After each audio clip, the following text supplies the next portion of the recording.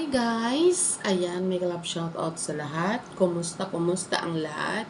Kumusta ang aking headband dyan? So, ayun, for today's video, of course, wala man tayong gagawin, kundi gagawa ulit tayo ng panibagong reaction sa mga nababasa natin sa tabi-tabi. Ayan, yung mga paninira, ganon, kay ating peking Koreana. So, kailangan natin yan sila pansinin para manahimik na sila at medyo nabubulagan na sila. So, for today's video guys, ayan, nakasalaming na tayo. Kasi alam nyo na ang bulag, lola nyo. Mayroon lang akong, ito, matatagal na nga talaga to. Nandito to sa file, sa mga pinaprint out ng mga paninira kay Krishna. Kasi meron pa dito talaga na mga, hindi pa to na-highlight. I-highlight daw to at saka yung mga mabibigat na mga paratang kay Krishna. Parang yun yata ang maipapablatter. So, meron lang akong babasahin dito.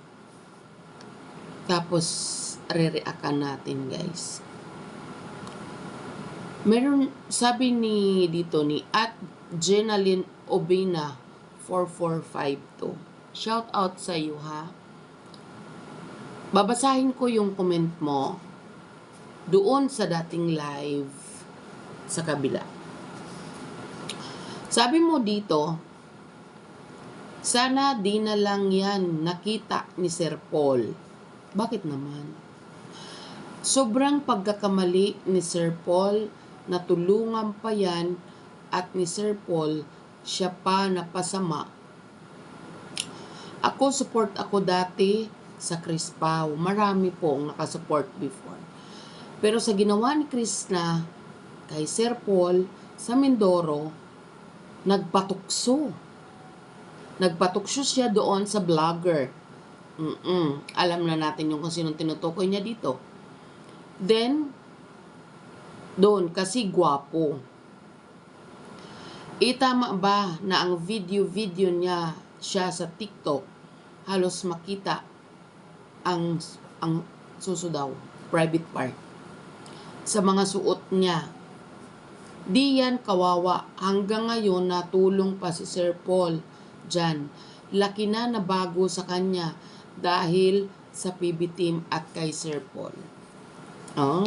Grabe naman siya, oy. Sabihin ko sa'yo, Jenaline Obina, ito ang aking opinion. Pakinggan mo at makinig ka at ilagay mo sa kukote mo. Dito lang sa sinabi mong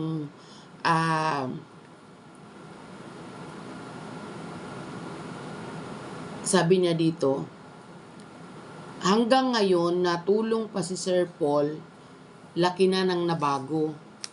Diba sabi ni Sir Paul before, nung nag-reach out siya doon after nung mga gulo-gulo, ito na pag nadaanan naman na to, pinag-uusapan lang natin to dahil hindi ka rin tumitigil. Parang hindi ka maka-move on, parang hindi ka maka-intindi. Ang sabi mo, diba, ang sabi ni Sir Paul, wala siyang tinulungan na kanyang iniiwanan na hindi pa okay, hindi pa nagsasucceed. Succeed. Diba? Nasabi niya yun, hindi ka yata updated. Hindi mo narinig yun? Ulitin mo yung video na yun. Tapos sabi niya,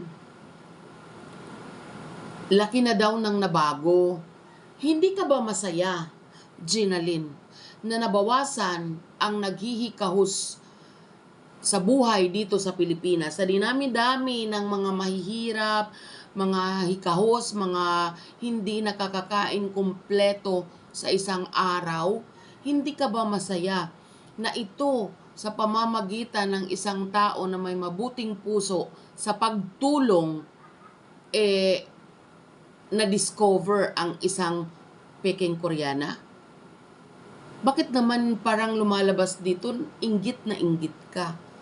At saka, Bakit parang masama sa loob mo na tulungan yun ni Sir Paul? Ano ang pinagkaiba kay Krishna doon sa ibang tinutulungan ni Sir Paul? We are talking about tulong, ha? Diba? Sabi niya dito, sana di na lang yan nakita ni Sir Paul. Sobrang pagkakamali na tinulungan pa yan ni Sir Paul. Si Sir Paul nga na siya yung nagdesisyon na tulungan itong taong ito, si Peking Koreana, wala tayong narinig sa kanya na pagsisisi na nakuha niya yon. Siguro naman, I'm pretty sure na walang pagsisisi si Sir Paul na nakita niya to na natulungan niya. Diba? So masaya si Sir Paul na sa kabila ng hindi naman niya inaasahan, ina-discover niya ang isang Peking Koreana. 'Di ba? So bakit naman parang nasakit ang ang tiyan mo sa pagtulong ni Sir Paul kay Peking Koreana, kay Krishna Mahusay? 'Di ba? Matanong lang kita.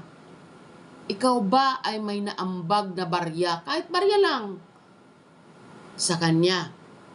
Kung wala, ano ang karapatan mo para magsalita sa kanya ng ganyan? Ano ang karapatan mo para husgahan yung pagtulong ni Sir Paul kay Krishna? Diba? Wala, diba? Di ka ba nahihiya nun sa sarili mo? Pambihira ka? Sabi niya, siya pa napasama. Sabi niya ganon. Support ako dati sa Krishna. Sana nga hindi ka na nag-support eh. Kasi kung hindi ka nag-support sa kanila, hindi ka makakapagsalita ng ganito, di ba? Pero sa ginawa ni Krishna sa kay Sir Paul sa Mindoro, nagpatukso siya doon sa vlogger. Doon kasi gwapo. Ikaw ba ay kasama nila? Ikaw ba ay nakita sa dalawang mata mo na si Krishna ay nagpatukso doon sa sinasabi mong vlogger? Malamang hindi, di ba? Ako na nasagot. Di ba? Mismo nga, si Krishna, hindi niya halos masabi kung ano yung mali niya. Di ba? Kasi yan, tinuring niya lahat ng mga kuya. Mali ang mga sinabi mo dito. 'Di ba? Tapos sabi niya, tama ba na ang video niya sa TikTok halos makita yung kanyang private part, pero yung kanyang sinabi ay 4 letters. Alam mo, kailan ka ba pinanganak? Millennials na ngayon. Ilang taon lang ba si Krishna? 21. Pambihira ka? Si Krishna lang ang nakita mo na ganun, naka-crop top, di ba? Yung iba nga nakatupis nandyan sa TikTok. Anak ka ng patingting mo. Itong taong ito na hindi naman naghubad, crop top. Nakita mo ba yung kanyang private part sa dalawang mata mo? Di ba? Bra lang nakita mo. Anong masama dun? Sa TikTok, ang dami mga nakatupis. Di mo ba nakita yung muscle builder ba yun? Walang saplot. Nasa TikTok. Nasa Facebook. Diba? Diyos ko, i-broad mo yung utak mo. Ano bang lawakan mo yung utak mo. Huwag kang utak talangka. Pambihira ka. Tigil-tigilan mo yung mga comment na ganito. Kasi mismo nga yung nagtulong, walang pagsisisi sa ginawa niya.